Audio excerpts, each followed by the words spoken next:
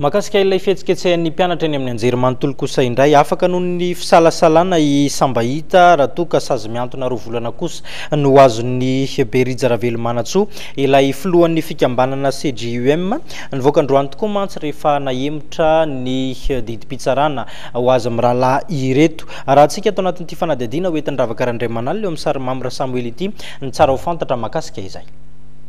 Afaka noho ny fisalasalana i Sambahita mpikambana eo anivon'ny Comité des Jeunes Universitaires de Madagascar na ny CJUM mikasika ireo vesatra ny hampangana azy raha niatrika ny fitsarana azy tamin'ny tribunal anosy ny tenany androany. Mikasika ny Berija izay niatrika izay fitsarana izay koa dia ny vesatra fanaovana fihetsiketsehana an-dalambe tsy nahazoana lalana kosa no nanomezana mpitsara azy ny sazy miantona roa volana. Mikasa ampiakatra ny raharaha any amin'ny cour d'appel moa ny mpiaro an'i Berija. Tsy malalaka ny mpitsara malagasy ary mbola mizaka ny tsindry avy amin'ny fahefanam-panatanteraka hoy koa sy maître Willy Razafinjatovo isan'ny mpiaro an'i Berija Ravelomanantsoa. Zay aloha dia mitana ary tsy miala amin'ny hevitray sy ny teny nataonay tamin'ny plaidoirinay dia ny hoe